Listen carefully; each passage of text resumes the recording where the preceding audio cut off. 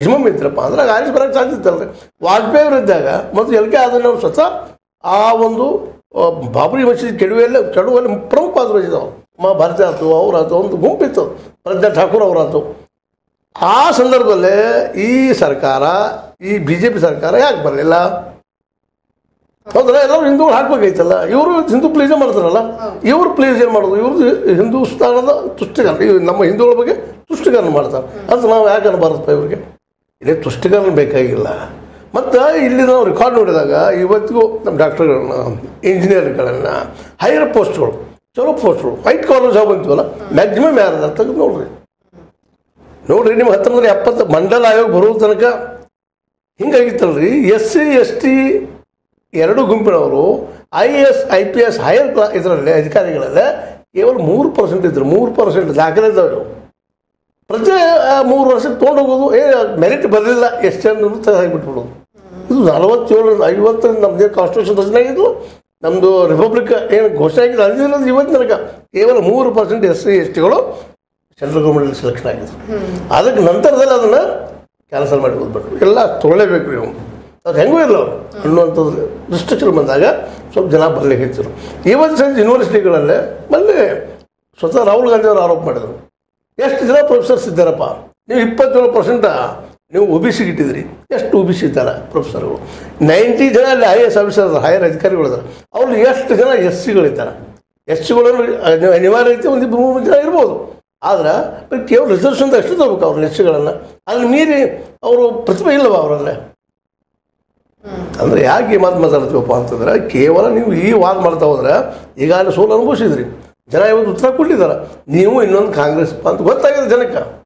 ನೀವು ಅಭಿವೃದ್ಧಿ ಮಾಡೋರಲ್ಲ, ಹಿಂದೂ ಮುಸ್ಲಿಮು ಮತ್ತೇನು ಮಾಡಿ ಅವರು ಮುಸಲ್ಮಾನ್ ಪ್ರೀತಿ ಮಾಡ್ತಾರೆ ಅಂತ ನೀವು ಹೇಳ್ತೀರಿ. ಅವ್ರು ಇದ್ದಾರೆ ನಿಮಗೆ ಹಿಂದೂ ಪ್ರೀತಿ ಮಾಡ್ತಾರೆ ಮತ್ತು ಕೋಮುವಾದಿಗಳು ಅಂತ ಹೇಳ್ತಾರೆ. ಅದು ನೀವಿಬ್ಬರು ಅವರೇ ಇದ್ದೀರಿ ಅಂತ. ನಿಶ್ಚಿತವಾಗಿಯೂ ಈ ಸಂದರ್ಭದಲ್ಲಿ ಕೇಜ್ರಿವಾಲ್ ಯಶಸ್ವಿ ಆಗ್ತಿದ್ರು ಅವರು. ಅದು ಕೇಜ್ರಿವಾಲ್ ಮಾಡಿದ ಒಂದು ದೊಡ್ಡ ತಪ್ಪು ಏನಪ್ಪ ಅಂತಂದ್ರೆ, ಆ ಸಂದರ್ಭದಲ್ಲಿ ಲಾಸ್ಟ್ ಇಲೆಕ್ಷನ್ದಲ್ಲಿ 2019 ಅದಕ್ಕೆ ಪೂರ್ವದಲ್ಲಿ, ಯಾಕಂದರೆ 2015 ಆ್ಯಕ್ಚುಲಿ ತಮ್ಮ ಯೋಗೇಂದ್ರ ಯಾದವ್ ಅಂತ, ಪ್ರಶಾಂತ್ ಭೂಷಣ್ ಅಂತ ಒಳ್ಳೆ ನಾಯಕರನ್ನ ಕಳ್ಕೊಂಡವರು. ಇಲ್ಲಾಂದ್ರೆ ಇವತ್ತು ಥರ್ಡ್ ಒಬ್ಬ ಶಕ್ತಿಯಾಗಿ ಕೇಜ್ರಿವಾಲ್ ಮತ್ತು ಸಂಘಟನೆಗಳು ಇರ್ತಿದ್ರು. ಅದು ಅವ್ರ ಹಾಳುಮಗಳು ಸ್ವತಃ. ಅದಕ್ಕೆ ಇವತ್ತು ಜೈಲಲ್ಲಿ ಬಿಡ್ತಾ ಇದ್ದರು ತಾವು ಮಾಡಿದ ತಪ್ಪಿಗೆ. ಒಳ್ಳೊಳ್ಳೆ ನಾಯಕರಿದ್ದರು ಅವ್ರ ಜೊತೆಗೆ ತ್ಯಾಗ ಮಾಡ್ಬೇಕಾಗ್ತದ್ರಿ. ಎಲ್ಲ ನಾನು ಆಗ್ಬೇಕಂತಿರೋದಿಲ್ಲ. ಕೇಜ್ರಿವಾಲ್ ಮಾಡಿದ ದೊಡ್ಡ ಅಪರಾಧ ತಪ್ಪು. ಇದನ್ನು ಚರಾಯದಲ್ಲಿ ಅವ್ರು ದಂಧೆ ಮಾಡಿದ್ದಾರೆ ಮತ್ತೆ ನಾ ಹೇಳೋದಿಲ್ಲ. ಯಾಕಂದರೆ ಇವತ್ತು ಇಲೆಕ್ಷನ್ ಎಲ್ಲರೂ ಎಲ್ಲ ಪಾರ್ಟಿಗಳು ಇಲೆಕ್ಷನ್ಗಾಗಿ ದುಡ್ಡನ್ನು ಎಬ್ಬಿಸ್ಬೇಕಾಗ್ತದೆ. ಅವ್ರು ಸರಿಯಾಗಿ ಎಬ್ಸಿದಾರ. ಸರಿಯಾಗಿ ನೀವು ಸರಿಯಾಗಿ ಕುಡಿಯೋರು ಇದ್ದಿರಲ್ಲ ಇಲ್ಲ. ಅವ್ರು ಒಂದು ಏನು ಮಾಡ್ಬೇಕಾಯ್ತಪ್ಪ ಅಂದ್ರೆ, ಜಾನ್ತನ ಸಾರಾಯಿ ನಿಷೇಧ ಮಾಡಬೇಕಾಗಿತ್ತು. ನಿಶ್ಚಿತವಾಗಿ ಹೀರೋ ಆಗ್ತಿದ್ರು. ತಪ್ಪಿದ್ರು ಅವರು. ಸಾರಾಯಿ ನಿಷೇಧ ಮಾಡಿ ಇವೆಲ್ಲ ಫ್ರೀ ಕೊಟ್ಟಿದ್ರೆ ಇವತ್ತು ದೇವರಾಗಿ ಬಿಡ್ತಿದ್ರು ಅವರು. ಅದನ್ನು ಮಾಡಲಿಲ್ಲ. ಅದನ್ನು ಅನುಭವಿಸ್ತಾ ಇದ್ದಾರೆ ಇವತ್ತು. ನಾನು ಇಷ್ಟ ಉದ್ದೇಶ ಇಲ್ಲ, ಯಾರನ್ನಾರು ಪ್ಲೀಸ್ ಇಲ್ಲ. ಇವರು ಹಿಂದೂ ಪ್ಲೀಸ್ ಮಾಡ್ತಾರೆ, ಅವರು ಮುಸಲ್ಮಾನ್ ಪ್ಲೀಸ್ ಮಾಡ್ತಾರೆ ಅಂತ ಇಬ್ಬರು ಹೇಳ್ತಾರೆ. ನಾವು ಮಾಡಿದ್ರು ಅಂತೇಳಿ ಇಬ್ಬರಲ್ಲಿ ಅದು ನಮ್ಮ ಅಸ್ತಿತ್ವ ಸಲ ಮಾಡ್ಕೊಳ್ತಾ ಇದ್ದಾರೆ. ಈಗ ಅದನ್ನೆಲ್ಲ ಬಿಟ್ಕೊಂಡು ಗೊತ್ತಾಗಿದೆ ಇವತ್ತು ರಾಹುಲ್ ಅವ್ರಿಗೆ. ನಾವು ಇದನ್ನು ಮಾಡಿದರೆ ಭಾಳಷ್ಟು ನಾವು ಸರ್ವೇ ಆಗುವುದಿಲ್ಲ. ಮತ್ತು ನಮ್ಮ ಸೋಲಿಗೆ ಇವತ್ತು ಇದನ್ನು ಸರಿಯಾದ ಕಾರಣ ಹುಡುಕ್ತಿದ್ದಾರೆ. ನಾವು OBC ಆ ಸಂದರ್ಭದಲ್ಲಿ ಬಿಟ್ಟಿವಿ, SC ST ಅಷ್ಟೇ ಹಿಡ್ಕೊಂಡು ಬಂದೀವಿ, ಅವ್ರಿಗೂ ಸರಿಯಾಗಿ ಕೊಡಲಿಲ್ಲ.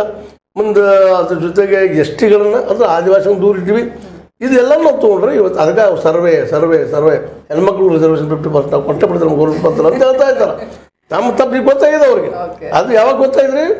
ನೆಲಕ್ಕೆ ಇಳಿದಾಗ, ಭೂಮಿಗೆ ಇಳಿದಾಗ, ಜನರ ಜೊತೆ ಹೋದಾಗ, ನ್ಯಾಯ ಯಾತ್ರೆ ಮಾಡಿದಾಗ, ಇಡೀ ದೇಶ ಸುತ್ತ ಹಾಕಿದಾಗ ಗೊತ್ತಾಗಿದೆ ದೇಶದ ಪರಿಸ್ಥಿತಿ ಇರೋದು, ಜನ ಹೆಂಗಿದ್ದಾರೆ, ಅವ್ರು ಬದುಕು ಹೆಂಗೈತೆ ಅಂತ. ಅವರು 4 ಗೋಡಿ ನೆಲಕ್ಕೆ ಉಳಿದಿದ್ರು ಅಂದ್ರೆ ಹಿಂದಿನ ಕಾಂಗ್ರೆಸ್ಗಿರುತ್ತೆ. ಅವ್ರು ಇವತ್ತು ಒಬ್ಬ ಸಾಮಾನ್ಯ ರಾಹುಲ್ ಗಾಂಧಿಯಾಗಿ ಹೋಗ್ತಿದ್ರು. ಅವ್ರು ಆರಾಮಾಗಿ ಎಡಗಲಿ ಸುರಿದು ಹೋಗಿಬಿಡ್ತಿದ್ರು. ನಮ್ಮ ಮೋದಿಯವರು ಇವತ್ತು ಮೋದಿಗೆ ಸಾಧ್ಯ ಆಗಲಿಲ್ಲ ಅಂದ್ರೆ, ಮೋದಿಯವರು ಕೇವಲ 80-20 ಬಂದು ನಿಂತರು, ಮತ್ತೆ ಬಂದು ನಿಂತರು.